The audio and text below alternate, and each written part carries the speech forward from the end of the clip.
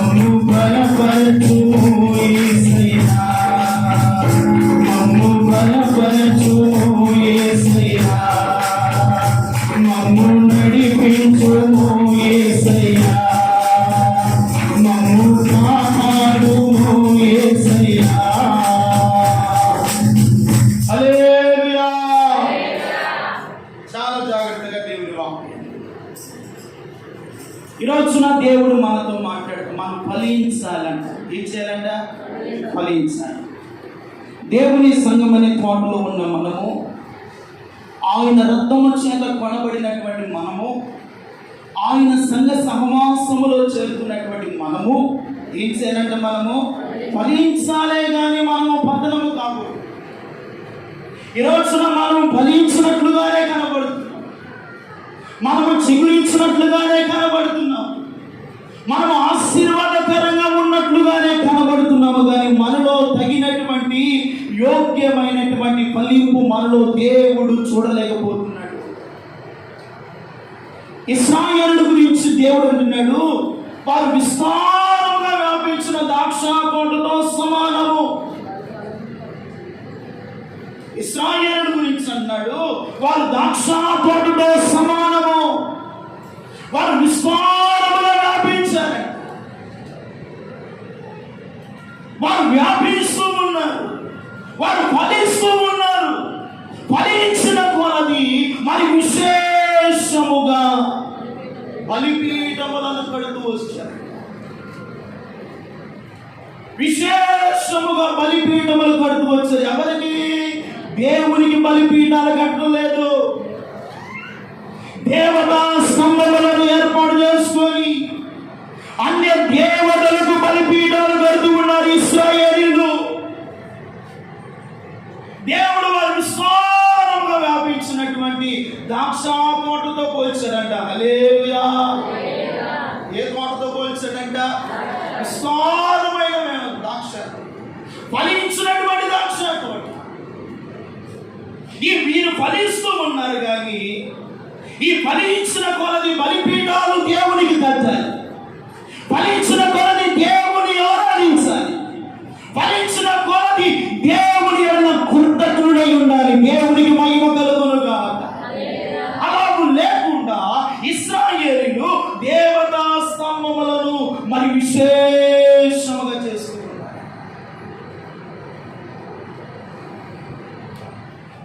మరి దేవునికి ఇష్టము లేని జీవితాలు చేస్తే మనం ఫలిస్తామా, పతనమైపోతామా? దేవుడు మనలో ఫలాలు చూస్తూ ఉంటాడు, మనలో ఒక ఆశీర్వాదకరమైన జీవితాలు ప్రభు కోరుతున్నాడు.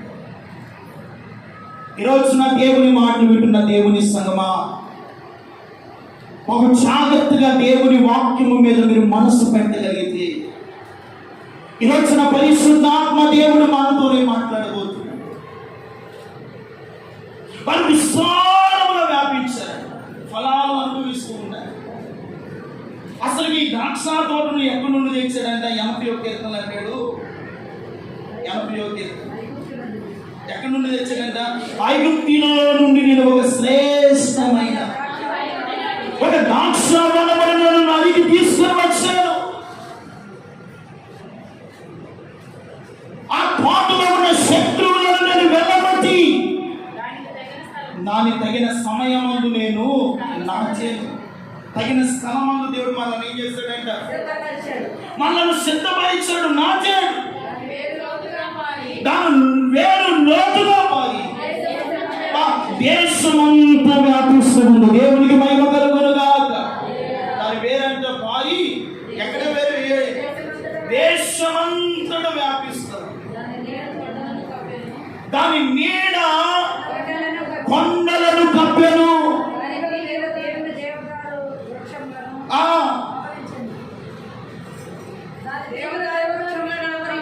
దాని తీగలు దేవదారు వృక్షములను ఆవరించారు, అంటే విస్తారముగా వ్యాపించారు. దేవుడు ఆది కాండములోని మొదటి పలుకు ఏమిటో తెలుసా? ఆదాము అవ్వతో చెప్పారు, మీరు ఫలించి అభివృద్ధి పొందుడి. దేవుడు మానవుడికి ఇచ్చినటువంటి ఆశీర్వాదం ఏమిటో తెలుసా? మీరు ఫలించి అభివృద్ధి పొందుడి. హల్లెలూయా. మీరు విస్తరించండి, మీరు భూమిని నిందించండి, వ్యాపించండి. దేవుడు ఇశ్రాయేలులతో మాట్లాడుతున్నారు, నేను నాటిన శ్రేష్టమైన ద్రాక్షవనముతో వారు సమానము, కానీ వారు నాకు బలిపీఠాలు కట్టవలసిన బదులుగా మరి విశేషముగా దేవతా స్తంభములను అన్య దేవతలకు ఏం చేస్తారంట? బలిపీఠాలు కట్టవలసింది దేవుని కదండి. సమర్పణ బలిపీఠము, కృతజ్ఞత బలిపీఠము, ప్రార్థన బలిపీఠము, విశ్వాసం అనే బలిపీఠము. ఈ బలిపీఠాలు దేవునికి కట్టవలసినది బదులుగా దేవతా స్తంభములకు మరి విశేషముగా వారు ఏం చేస్తూ వచ్చారంట? అక్కడ రాయబడిన మాట, వారు భూమి ఫలము ఫలించిన కొలది వారు తమ కొరకు దేవతా స్తంభములను మరి విశేషముగా చేసిరి.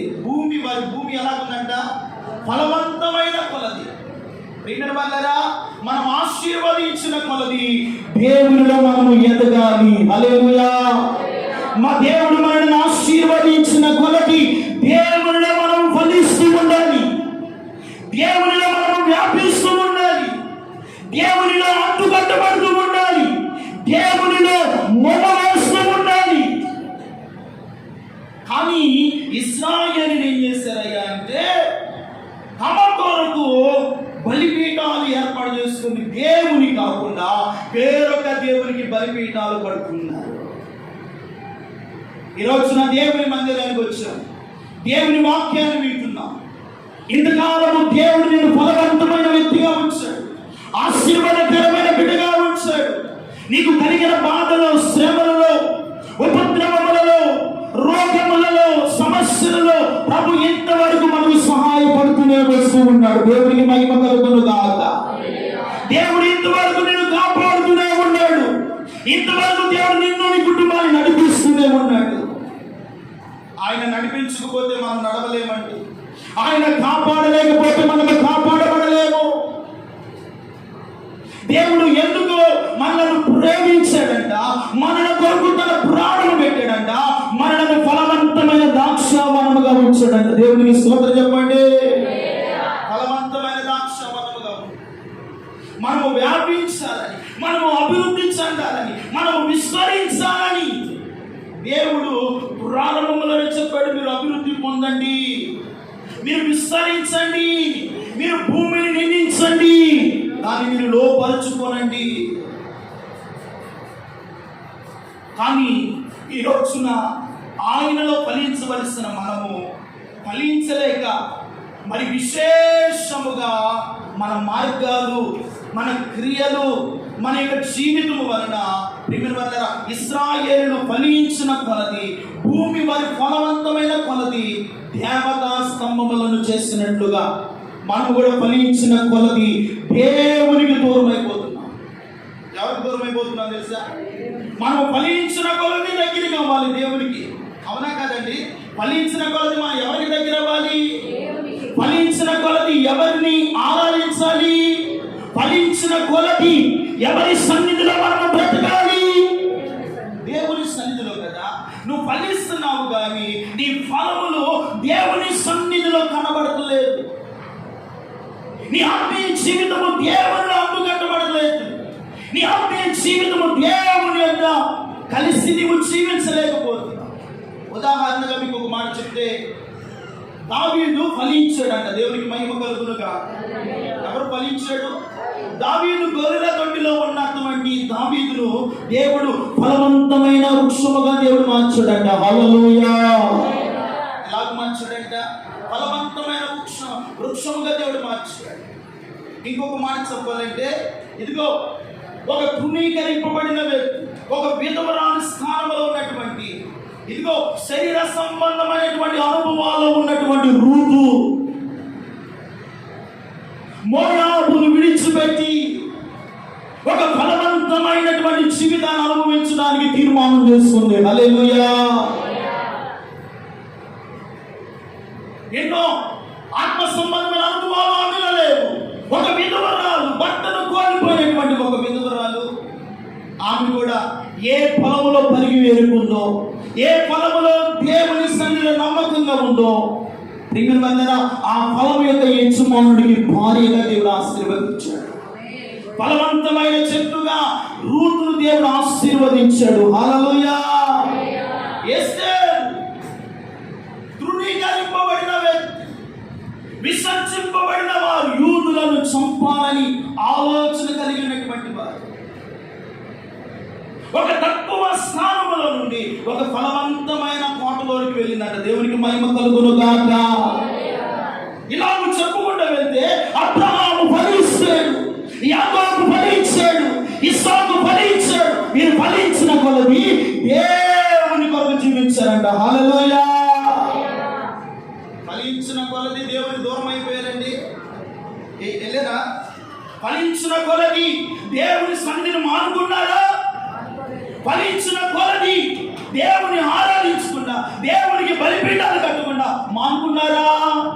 లేదు. వారు ఫలించిన కొలది దేవుని కొరకు నమ్మకంగా బ్రతుకుతూ వచ్చారు. హల్లెలూయా. మనం కూడా ఫలించిన కొలది దేవుని యొక్క మనము నమ్మకముగా బ్రతుకుదుము గాక. వారి ఫలములు మనం అనుభవించుదుము గాక. వారు ఫలిస్తే మనము కూడా ఫలించాలా లేదా? మనము కూడా విస్తరించాలా లేదా? మనము కూడా వ్యాపించాలా లేదా?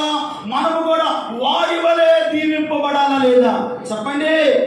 దీవింపబడాలి అంటే ఇదిగో వారు ఫలించిన కొలది మరి విశేషముగా అబ్రహాము బలిపీఠాలు కడుతూ వచ్చాడు, ఇస్సాకు బలిపీఠము కడుతూ వచ్చాడు, యాకోబు బలిపీఠాలు కడుతూ వచ్చాడు.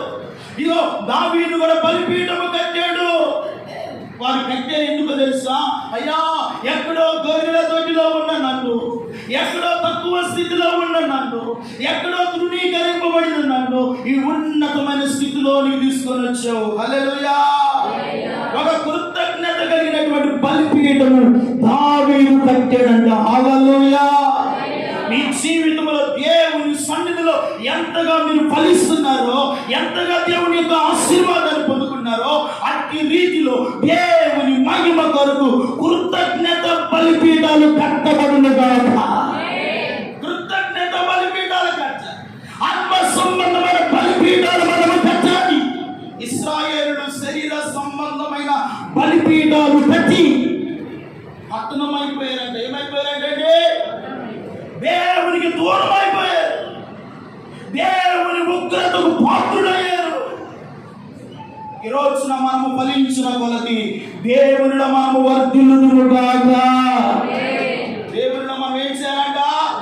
వర్ధిల్లుతూ ఉండాలి, ఆశీర్వాదకరంగా ఉండాలి. కానీ మన జీవితాలు ఎక్కడ పతనము కాకూడదు. దేవుని బిడ్డలారా, దావీదు కృతజ్ఞత బలిపీఠాలు కట్టి ఏం చేస్తున్నాడో తెలుసా? దేవునికి కృతజ్ఞత కలిగి నమ్మకంగా దేవుని ఆరాధిస్తున్నాడట. దేవునికి మహిమ కలుగును గాక. దావీదు తన స్థితిని మర్చిపోలేదు, దావీదు తన స్థానాన్ని మర్చిపోలేదు. అయ్యా, నన్ను ఈ స్థితిలో ఉంచావు, నన్ను ఇంత ఫలవంతమైన వృక్షముగా మార్చావు. హల్లెలూయా. దావీదుని ఎలా మార్చాడంట? దేవుడు ఫలవంతమైన వృక్షముగా మార్చాడు. దావీదును ఇదిగో భూమి మీద ఉన్న వారందరిలో గొప్పగా దేవుడు దీవించాడండి. దేవుని స్తోత్రం చెప్పండి. అతడు దీవించిన కొలది, అతడు ఆశీర్వాదింపబడిన కొలది దేవునికి దూరం అయ్యాడా, దగ్గరయ్యాడా? దేవునికి మరి విశేషముగా దగ్గరైపోయాడు. దేవుని స్తోత్రం కలుగును గాక. కాస్త దేవుడు మనకి ఏదైనా ఇచ్చాడు అనుకోండి, అన్ని మనకు సుఖముగా సౌఖ్యముగాను ఆరోగ్యకరంగా ఉన్నామనుకోండి, దేవుని ఎందుకు వస్తామా? దేవుని మందిరంలో కనబడతామా? దేవుని ఆరాధించగలుగుతామా? దావీదు దీనస్థితిలో ఉన్నప్పుడు దేవుని స్తుతించాడు, కష్టాల్లో ఉన్నప్పుడు దేవుని స్తుతించాడు, అరణ్యములో ఉండగా దేవుని స్తుతించాడు. ఇప్పుడు సంపన్న స్థితిలో ఉన్నా కూడా ఆ స్థితిని మర్చిపోకుండా దేవుని అంతకంటే ఎక్కువగా స్తుతించాడంట. చప్పటి వరకు దేవునికి మహిమ కలుగును గాక. హల్లెలూయా. అంతకంటే మరి ఎక్కువ. కాస్త మన దగ్గర 4 లక్షల రూపాయలు డబ్బులు ఉన్నాయి అనుకోండి, ఇక మనుషులు ఎవరు మనకు కనబడరండి.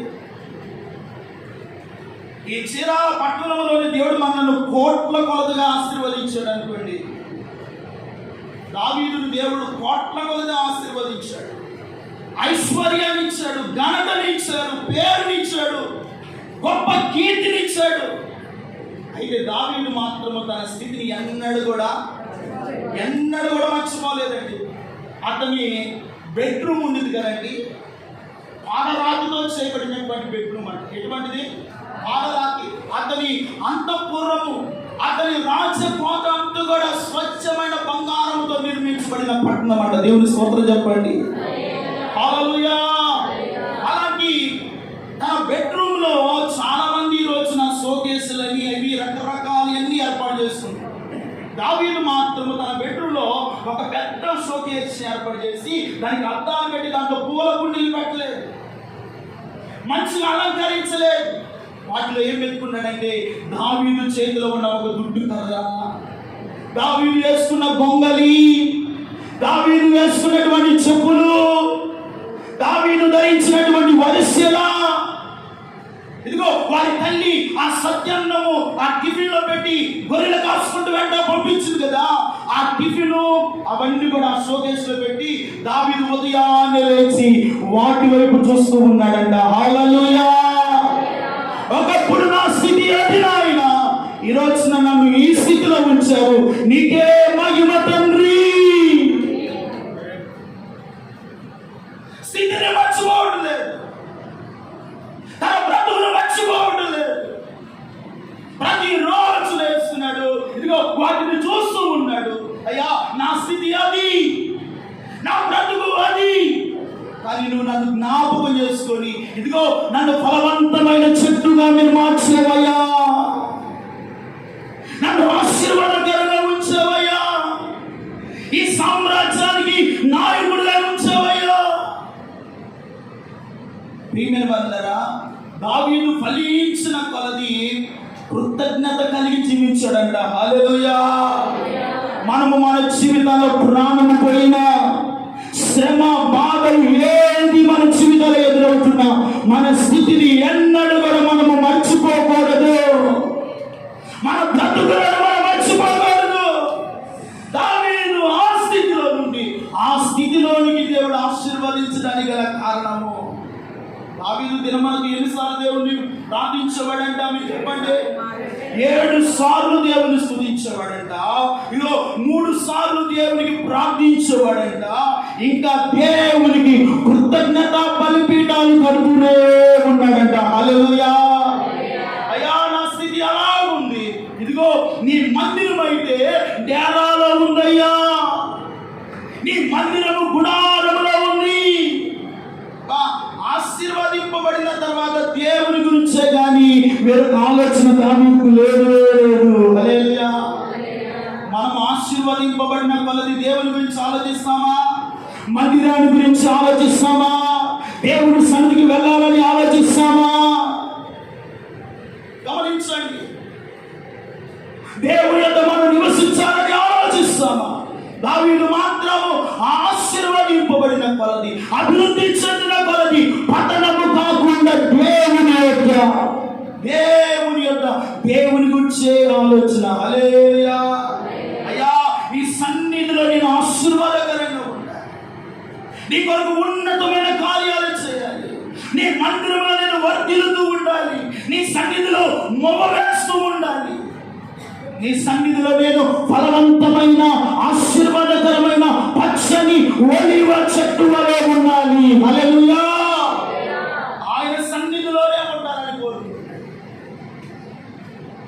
దేవుడు కాస్త మనలను ఆశీర్వదిస్తే మన స్థితిని అన్నది కూడా మనం ఏం చేయకూడదు, మర్చిపోకూడదండి. మన జీవితాలు ఏ పాటియో గమనించండి, మన బ్రతుకులు ఏ పాటియో గమనించండి. ఎప్పుడు కూడా దావీదు వలె మన స్థితిని మర్చిపోకూడదు. దావీదును వాటిని జ్ఞాపకం చేసుకుంటూనే ఉంటాడు. కనుక ప్రియమైన దేవుని బిడ్డలారా, మనము ఫలించిన కొలది మరి విశేషముగా దేవునికి శ్రేష్టమైన బలిపీఠాలు మనము ఉందా? బలిపీఠము కట్టిన అనుభవాలు, దేవుని మందిరానికి వచ్చిన అనుభవమే లేకపోతే బలిపీఠం ఏం కడతాను పాస్టర్ గారు అంటారు. దేవుని ఆరాధనకు రాలేని స్థితిలో నువ్వు ఉంటే దేవునికి ఎప్పుడు నువ్వు బలిపీఠం కడతావు? ఎప్పుడు దేవునికి ప్రార్థన చేస్తావు? ఎప్పుడు నువ్వు ఉపవాసం ఉంటావు? ఎప్పుడు దేవుని సన్నిధిలో కనబడతావు?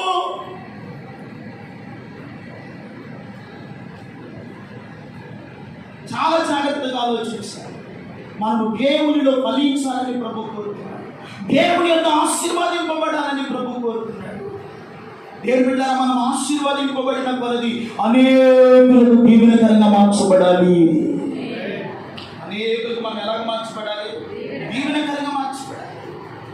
ఈ రోజున దీవెనకరంగా మార్చబడవలసినటువంటి ఇశ్రాయేలీయులు ఆశీర్వాదకరమైన ఫలవంతమైన ద్రాక్షావరముతో పోల్చినటువంటి దేవుడు వారిని శపించడానికి గల కారణం, వారు పట్టణమైపోవడానికి గల కారణం, మరి విశేషముగా అన్య దేవతలను ఆరాధించడం ప్రారంభించారంట. దేవుడు సహించలేనిది ఒకటి, చేస్తే దేవునికైనా భక్తి చేయాలి, లేకపోతే దెయ్యానికైనా భక్తి చేయాలి.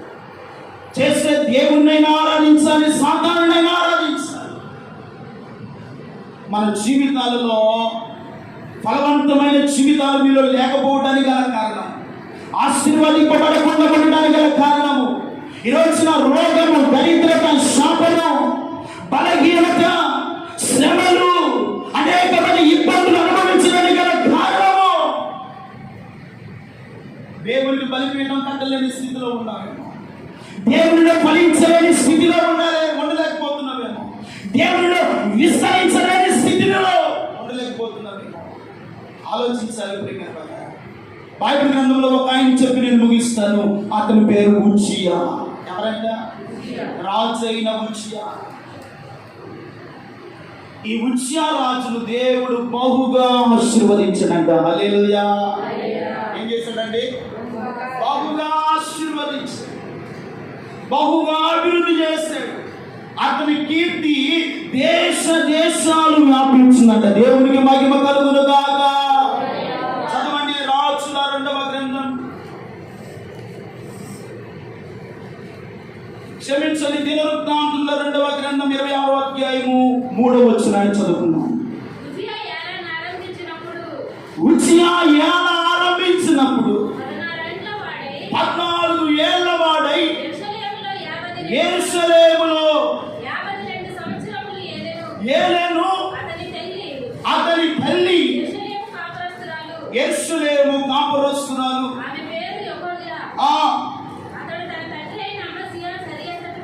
సరి అంతటి ప్రకారము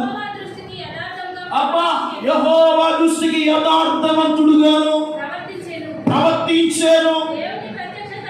దేవుని ప్రత్యక్షత విషయమందు తెలివి కలిగిన జక్కయ్య దినములలో అతడు దేవుని ఆశ్రయించి, అతడు యెహోవాను ఆశ్రయించిన కొలది దేవుడు అతని వర్ధిల్ల చేసాను. చప్పలి బట్టి దేవునికి మహిమ కలుగును గాక. అతడు దేవుని ఆశీర్వదించిన కొలది దేవుడు అతను ఏం చేశాడంట? వర్ధిల్ల చేశాడు.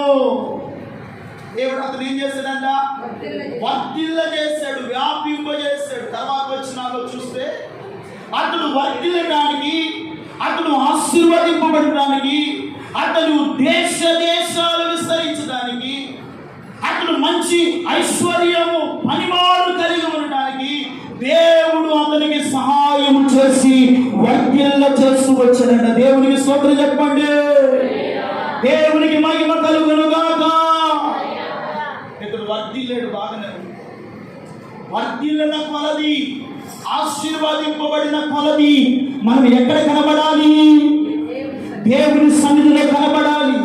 వర్ధిల్లిన కొలది, వర్ధిల్లిన కొలది నీ రాబడిలో దేవునికి ఇవ్వాలి. వర్ధిల్లిన కొలది దేవునికి కృతజ్ఞత కలిగి జీవించాలి. వర్ధిల్లిన కొలది దేవునిలో ఫలించాలి. హల్లెలూయా. ఇతడు వర్ధిల్లాడంట, ఆశీర్వదించాడంట, అభివృద్ధి చేశాడంట, విస్తరించాడంట. ఇతడు వర్ధిల్లాడు, ఆశీర్వాదకరంగా ఉన్నాడంట. దేవుడు ఈ వ్యక్తిని ఆశీర్వదించడానికి గల కారణము, ఎవరిని ఆశ్రయించడంట? దేవుని ఆశ్రయించినంత కాలము దేవుని దృష్టిలో యథార్థంగా ప్రవర్తిస్తూ వచ్చాడు. జరిగిన పరిణామం ఏమిటో తెలుసా? ఇలాగూ ఆశీర్వాదకరంగా ఉండవలసినటువంటి ఉజ్జియా ఒక రోజున 16వ వచనానికి వెళ్తే, అయితే అతడు స్థిరపడిన తరువాత మనస్సున గర్వించి చెడిపోయాడు అనే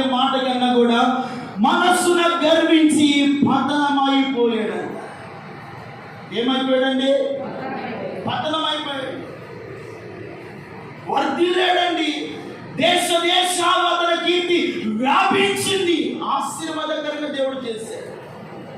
ప్రారంభంలో ఎలా ఉన్నాడు? యథార్థంగా ప్రవర్తించాడు. దేవునికి మహిమ కలుగును గాక. మనము వర్ధిల్లిన కొలది దేవునిలో యథార్థంగా మనము ప్రవర్తించుదుము గాక.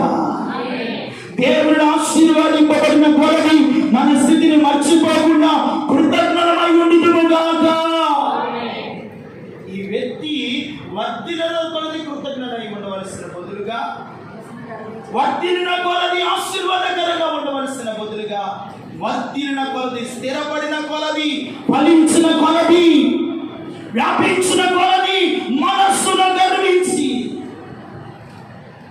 ఎక్కడ గర్వించాడంట? మనస్సును గర్వించి చెడిపోయాడు. మన జీవితాల్లో దేవుడు ఎంత ఆశీర్వదించినా గర్వము అనేది మనలోనికి రాకూడదండి. మన స్థితిని బట్టి, మన పరిస్థితిని బట్టి, దేవుడు మనకిచ్చిన స్థితిని బట్టి ఎన్నడూ మనము గర్వపడనక్కర్లేదు. గర్వపడడానికి దేవుని యొక్క మనకి ఏదైనా ఉన్నదా? ఈరోజున దేవుడిచ్చిన ఆరోగ్యమే, దేవుడిచ్చిన ఆహారమే, దేవుడిచ్చిన నీళ్ళే, దేవుడిచ్చిన వస్త్రమే, దేవుడిచ్చిన గాలి, దేవుడిచ్చిన ఐశ్వర్యము, ఇదంతా ఎవరిచ్చింది? దేవుడిచ్చాడు. దేవుడు నీకు శక్తిని, బలమును, జ్ఞానం ఇస్తే ఆ దేవుని కృప వలన సంపాదించుకున్నావు. హల్లెలూయా. దేవుడు జ్ఞానము, తెలివిని, బలమును, శక్తిని ఇస్తే దేవునికి అనుగ్రహం వలన వీటన్నిటిని మనం ఏం చేసాము? ఈ లోకములో దేవుడు మనం అనుభవించడానికి సమకూర్చాడు. హల్లెలూయా. ఇవన్నీ ఎత్తుకొని వెళ్తామండి? ఏదైనా తీసుకొని వెళ్తామా? తీసుకొని వెళ్తానని చెప్పిన ఆ దమ్ము ధైర్యము మనకుందా? లేదు. ఏది తీసుకొని వెళ్తాం? మరి ఎందుకు మనం గర్వపడాలి? మనం ఎందుకు దేవుడికి మనం దూరం అయిపోవాలి? ఎందుకు దేవుడికి నష్టని కార్యాలు చేసి ఎందుకు మనము పట్టణ స్థితిలోనికి వెళ్ళాలి? దేవుని బిడ్డలారా, మీరు వర్ధిల్లిన కొలది, మీరు ఆశీర్వదింపబడిన కొలది ఆత్మ సంబంధమైన బలిపీఠాలు మన యేసయ్యను మీరు కట్టుదురుగాక. యేసయ్య కొరకు మీరు జీవించుదురుగాక. యేసయ్యతో మీరు ప్రయాణం చేయుదురుగాక. వర్ధిల్లిన కొలది అతడు మనస్సున గర్వించడంట. నాశనానికి ముందు, పడిపోవటకు ముందు దేవుడు నీకు ఏది ఇచ్చినా గర్వపడలేదు. దావీదు గర్వపడ్డాడండి? దావీదు అతిశయపడ్డాడా? దావీదు ఆశీర్వదించిన కొలది తన స్థితిని బట్టి దేవుని మహిమపరుస్తూనే ఉన్నాడు. హల్లెలూయా. ఆ స్థితిని మనం సంపాదించాలి. తర్వాత అతని గురించి రాబడిన మాటలండి చెప్పుకోవడానికే మనకు చాలా ఆశ్చర్యాన్ని కలుగజేస్తాయి. ఆ వృక్షానికి కుష్టి రోగం వచ్చేసింది. చాలా భయంకరమైన స్థితిలోకి వెళ్ళిపోయాడు. కారణం ఏమిటంటే, ఇదిగో మనలను దేవుడు ఎంతగా ఆశీర్వదించినా ఆయన యొక్క మనము తగ్గించుకొనే ఉండాలి. హల్లెలూయా. ఆయన ఫలించిన కొలది ఆయన యొక్క మనము దీన మనసుతో జీవించాలి. తగ్గించిన వారిని దేవుడు హెచ్చిస్తాడంట. హల్లెలూయా. ఎవరు హెచ్చిస్తారంట? దేవుడు హెచ్చిస్తాడు. దావీదు తగ్గించుకున్నాడు. దావీదు దేవునిలో ఉన్నాడండి, నమ్మకంగా బ్రతికాడండి. అందుకనే ఉన్నతమైన స్థానంలో దేవుడు దావీదును. దేవుని బిడ్డలారా, ఈ రోజున మీరు ఫలించాలని, విస్తరించాలని, వ్యాపించాలని, అనేకులకు ఆశీర్వాదకరంగా ఉండాలని ప్రభు ఇష్టపడుతున్నాడు. కానీ మన జీవితాలు ఎన్నడూ కూడా గర్వం అనేది రాకూడదు. ఎండలో మనలో అతిశయం అనేది రాకూడదు. మనలో ఏ మంచి లేదండి. దేవుడిచ్చిన ఆరోగ్యమే, దేవుడిచ్చిన వస్త్రాన్ని ధరిస్తున్నాం, దేవుడిచ్చిన ఐశ్వర్యాన్ని మనం అనుభవిస్తున్నాం. అయ్యా, ఇదంతా నీ కృప వల్లనే నాకు ఇచ్చావయ్యా. నాకంటూ ఏది కూడా ఈ లోకంలో లేదయ్యా. హల్లెలూయా. ఏది మంది కాదండి, ఈ లోకంలో ఏది మంది కాదు. ఇదంతా దేవుడు మనకి ఇచ్చిన ఒక గొప్ప వరమై ఉన్నది. దేవుని స్తోత్రం కలుగుతుంది. కనుక దేవుడు మనల్ని వ్యాపింప చేయాలని, అభివృద్ధి చేయాలని, ఆశీర్వదించాలని, విస్తరింప చేయాలని ఇశ్రాయేలును ఫలవంతమైన చెట్టుగా దేవుడు ద్రాక్షావనముతో పోల్చినట్టు. హల్లెలూయా. ఈ రోజున మనలను కూడా దేవుడు శ్రేష్టమైన ద్రాక్షావనముతో పోలుస్తున్నాడు. మనమా మీరు ఆయనలో ఫలించుదురు కాక. ఆయనలో ఫలించండి. లోకములో ఫలించడం వేరు, దేవునిలో ఫలించడం గొప్ప భాగ్యం. హల్లెలూయా. ఫలించే చెట్టుకే రాళ్ళ దెబ్బలు తగులుతుంది. ఏ చెట్టుకి తగులుతాయి? ఫలించే చెట్టుకే ఎక్కువగా రాళ్ళ దెబ్బలు వస్తాయి, కష్టాలు వస్తాయి, బాధలు వస్తాయి, అవమానాలు వస్తాయి, నిందలు వస్తాయి, ఎన్నో శ్రమలు వస్తాయి, బాధలు వస్తాయి, బలహీనతలు వస్తాయి. ఈ వస్తాయి అని ఫలించడం అనేది నీవు ఆపువేయకూడదు. ఫలించాలి. ఈ శ్రమలను చూసి నీ ఫలవంతమైన జీవితము, నీ చెట్టు ఫలవంతముగానే ఉండాలి కానీ కాయలు కాసేటట్టుగానే ఉండాలి. కానీ ఎన్నడూ కూడా మనము ఫలాలు లేని వారిగా ఉండకూడదు. ఫలాలు లేని చెట్టును చూసి నువ్వు ఎన్నడికి కాపు కాయకుండా కానీ శపించి వేస్తాడు. ఆయన శపించడం మనకు ఆశీర్వాదము కానీ ఆయన మనలను ఫలించడమే, మనం అభివృద్ధి చెందడమే, మనము విస్తరించడమే, మనం ఆయనలో వర్ధిల్లడమే దేవునికి ఇష్టమైన కార్యము. నమ్మిన వారు చెప్పడానికి దేవుడికి మహిమ కలుగును గాక. ఆయనకు ఫలించడమే దేవుడికి ఇష్టం. ఆ ఫలాలు మనలో చూడాలని తండ్రి ఇష్టపడ. ప్రభు రాబోయే దినాల్లో ఉన్నాం. దావీదు సియోను కోటలో పచ్చని ఒలివ చెట్టు వలె ఉన్నాడు. రేపు మనము కూడా పర్వకాలమైనటువంటి సియోను కోటలో ఆ పరలోకములో పచ్చని ద్రాక్షావనము వలె ఆయన సన్నిధిలో మనం అందరం కనబడుతున్నాం. ఆయనతో జీవించుదుముగాక. మన జీవితాలు ఫలవంతమైన జీవితములతో వ్యాపించబడునుగాక. మన బిడ్డలు విస్తరించునుగాక. మన కుటుంబాలు ఆయనలో వర్ధిల్లునుగాక. ఆయనలో వర్ధిల్లుతూ ఉండాలి, వ్యాపిస్తూ ఉండాలి, ఫలవంతమైన వృక్షముగా మారాలి, ఆశీర్వాదకరమైన ప్రార్థనగా మారాలి. అందుకని దావీదు ఫలించిన కొలది కృతజ్ఞత బలిపీఠాలు కట్టాడంట. హల్లెలూయా. మన దేవుని కొరకు బలిపీఠాలు కట్టుదుముగాక. శ్రేష్టమైన ప్రార్థన బలిపీఠాలు మీలో కట్టబడునుగాక. విశ్వాస బలిపీఠాలు మీరు కట్టుదురుగాక. రోషము కలిగినటువంటి ఆత్మ సంబంధమైన బలిపీఠాలు ఆయన రాకడ వరకు మనము కట్టుదుముగాక. ఆయన వచ్చే వరకు మనం కడుతూనే ఉండాలి. బలిపీఠము కట్టకుండా మనము మానకూడదు.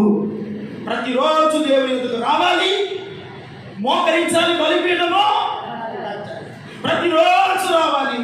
మనం ఆదివారం వస్తూ తిరిగి ఆదివారం వస్తేనే తిరిగి ఆదివారమే మనం కనబడతాం. ఎప్పుడు బలిపీఠం కడతావు? ప్రతిరోజు బలిపీఠాలు కట్టే ఆత్మీయత దేవుడు మనకి ఇచ్చినగాక. ప్రతిరోజు బలిపీఠాలు కట్టాలి. ప్రార్థన అనే బలిపీఠం కట్టాలి. ప్రార్థన అనే బలిపీఠం నీలో ఉంటే నీ కుటుంబానికి సమృద్ధి కలుగుతుంది, నీ బిడ్డలకు నెమ్మది కలుగుతుంది. నీ బిడ్డలు చేసే ఉద్యోగమైన, వ్యాపారమైన, అది చిన్న చేతి కష్టాతీతమైన బలిపీఠాలు కట్టండి. ఆశీర్వాదకరంగా దేవుని వర్ధిల్లుదురుగాక. ఆశీర్వాదకరంగా ఉంటారు, దీవెనకరంగా ఉంటారు, మహిమకరంగా ఉంటారు. మనము బలిపీఠాలు కట్టాలండి.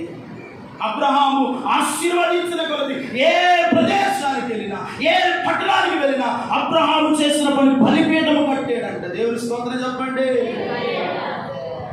దేవుడిని ఆశీర్వదించిన కొలది ఆయన సన్నిధిలోకి రావాలి, మోకరించాలి, ఉపవాసం ఉండాలి. సాధ్యమైతే నీ జీవితాన్ని ప్రభు బలిపీఠం మీదే పెట్టండి. హల్లెలూయా. జీవితాన్ని ఎక్కడ పెట్టాలి? బలిపీఠం మీదే పెట్టాలి. సాధ్యమైనంటే యేసే మన కొరకు తన జీవితాన్ని ప్రాణార్పణముగా బలిపీఠం మీద పెట్టాడు. ఆయన బిడ్డలమైన మనము కూడా మన శరీరములను సంపూర్ణ యాగముగా యేసే బలిపీఠం మీద పెట్టబడను గాక. ఆయన బలిపీఠం మీద పెట్టబడాలి. ఈ లోకంలో ఈ శరీరం అంటే మట్టి శరీరం ఎందుకు పనికిరాదు? దేవుడు ఇచ్చిన ఆత్మ చాలా విలువైంది. ఈ ఆత్మను యేసే బలిపీఠం మీద పెట్టు. నీ ఆత్మను మహిమకరంగా దేవుడు కాపాడును గాక. మహిమకరంగా ఉంచుతాడు. అందుకని మనము ఫలాలు కాసే చెట్టు వలె ద్రాక్షావనముగా కనబడుదుముగాక. ఆయన తనకు నమ్మకంగా జీవించాలంట. అందుకని మనం ఎన్నడూ కూడా రాజైన ఉజ్జియా వలె మనము గర్వపడడానికి వీలు లేదు. ఆయన యొద్ద మనం ఎల్లప్పుడూ తగ్గించుకునే బ్రతుకుదుముగా. తగ్గించుకున్నాడు. ఎంత తగ్గించుకుంటావో అంతగా దేవుడు మనల్ని అభివృద్ధి చేస్తాడు. అంతగా మన బిడ్డలను దేవుడు ఏం చేస్తాడు? క్రమక్రమముగా ఆశీర్వదిస్తాడు. హల్లెలూయా. ఇస్సాకు ఆశీర్వదింపబడడానికి గల కారణము పొలంలోకి వెళ్ళి బలిపీఠం కట్టాడంట. హల్లెలూయా. ఎక్కడికి వెళ్ళి బలిపీఠం కట్టాడు? పొలంలోనికి వెళ్ళి మోకరించి బలిపీఠము కట్టి విత్తనము వేసి 100 ఫలము పొందాడు. ఫలము దేవుని సంఘము. ఈ పొలం అనే సంఘములో మీరు బలిపీఠాలు కట్టి ప్రార్థన విత్తనాలు మీరు వేస్తే 100 ఫలము మీరు చూచుదురుగా. ఇప్పుడు ఫలించే ఫలము ఒకటి. ఆయనలో మనం నమ్మకంగా ఉంటే ఆ ఫలము ఇంకా అనేకులకు దీవెనకరంగా మార్చబడుతుందంట. హల్లెలూయా. దావీదు అనేకులకు ఎలా మార్చబడ్డాడు? దీవెనకరంగా, ఆశీర్వాదకరంగా మార్చబడ్డాడు. దేవుని బిడ్డలారా, మనము పతనము కాకూడదండి. మన జీవితాలు ఎండిపోకూడదండి. మన బ్రతుకులు మోడిపోకూడదండి. మన బ్రతుకులు దేవునిలో ఎన్నడూ కూడా పతనము కాకుండా దేవునిలో మనం నమ్మకంగా జీవించాలి. కానీ కుడి ఎడమలకు ఎక్కడ కూడా మనము తొలగిపోకూడదు. బలిపీఠాలు సాతానికి కట్టవద్దు. సాతాను మార్గాలు నడవద్దు. సాతాను చెప్పింది మనం చేస్తే నష్టపోతామా, మేలు అనుభవిస్తామా? ఇప్పుడు దేవుడు ఆశీర్వదించాడు కదా. ఇప్పుడు ఎవరి మాట విన్నాడంటే సాతాను మాట విని ఉజ్జియా పతనం అయిపోయాడు. మనసున్న గర్వం వచ్చింది, అతిశయం వచ్చింది. దేవుని లెక్క చేయలేదు, దేవుని మాటలు వినలేదు, దేవుని మందిరంలో కనబడలేదు. ఈరోజున ఇగో 4 డబ్బులు మన దగ్గర ఉంటే మనము దేవుణ్ణి మర్చిపోతున్నాం, దేవుని మందిరాన్ని మర్చిపోతున్నాం, దేవుని సహవాసాన్ని మర్చిపోతున్నాం. దేవుడు మనకి ఇచ్చినటువంటి ఈ జీవము కలిగిన సంఘములో నీవు కనబడాలి. ప్రతిరోజు కనబడాలి దేవుని యొక్క. నీవు నీ బిడ్డలు దేవునిలో కనబడుతూ ఉంటే ఇదిగో మీ జీవితాలు ఎలాగుంటే తెలుసా? ద్రాక్షావళిలో కేక అంటు కట్టబడి ఉంటే ఆ కేక ఏ రీతిగా ఫలవంతమైన జీవితం అనుభవిస్తూ ఆశీర్వాదకరంగా ఉంటుందో మీ కుటుంబాలు కూడా రాగల దినాలు అలాగూ ఆశీర్వాదకరంగా ఉంటుంది కాక. దేవునితో అంటు కట్టబడి జీవించుకుని కాక. ఆయనలో మీరు బహుగా ఫలించుకుని కాక. ఆయనలో మీరు ఫలించాలి, ఆయనలో మీరు విస్తరించాలి, ఆయనలో మీరు వ్యాపిస్తూనే ఉండాలి. మన ఫలం ఆగిపోకూడదు, మన జీవితాలు ఆగిపోకూడదు, మన ఆత్మీయత ఆగిపోకూడదు, మన ప్రార్థన ఆగిపోకూడదు, మన కీర్తనలు ఆగిపోకూడదు. మన కీర్తన పాడుతూ సియోనుకు మనం చేరుదుముగాక. వారంట సంతోషముతోనంట సియోనుకు చేరారంట, ఆరాధన చేశారంట, మహిమగల దేవుని సన్నిధిలో ఉన్న ఆశీర్వాదాన్ని అనుభవించారంట. దేవునికి మహిమ కలుగునుగాక. దేవుని సంగమా, మీరు కూడా ఫలించాలని ప్రభు ఇష్టపడుతున్నాడు. ఆశీర్వాదకరంగా ఉండాలని ప్రభు ఆరాటపడుతున్నాడు. ఆయన చెప్పినట్లుగా మనం జీవిస్తూ ఆయన రాకడ కొరకు నమ్మకంగా బ్రతికే కృప దేవుడు మనందరికీ దయచేయునుగా. ఒకవేళ మనలో చిన్న చిన్న లోపాలు, పొరపాట్లు ఉన్న దేవుని ఎదురుకు వచ్చినప్పుడల్లా మనం ఏం చేయాలి? పశ్చాత్తాపడాలి, ప్రభు పాదాలు పట్టుకోవాలి. అయ్యా, నాలో ఈ బలహీనత ఉంది, నాలో ఈ లోపం ఉంది, నాలో ఈ పొరపాటు ఉంది, నా మాటలు ఇలాగున్నాయి, నా చూపులు ఇలాగున్నాయి, నా వస్త్రధారణ ఇలాగుంది, నా జీవితం ఇలాగుంది. నేను మానాలనుకుంటున్నాను, మానలేకపోతున్నాను, ఫలించాలనుకుంటున్నాను కానీ ఫలాలు అనుభవించలేకపోతున్నాను. అయ్యా, నాలో ఉన్న చేదైన ఫలాలన్నీ కొట్టివేయండి నాయనా. చేదైన జీవితం ఏం చేయాలి? తీసివేసుకోండి. ఆయన అనుభవాలతో మనం నడిపించబడుతుండే ఉన్నప్పుడే దేవునిలో నీవు అంటు కట్టబడతావు. ఆశీర్వాదకరమైన చెట్టుగా నువ్వు మారుతావు. దేవుని స్తోత్రం.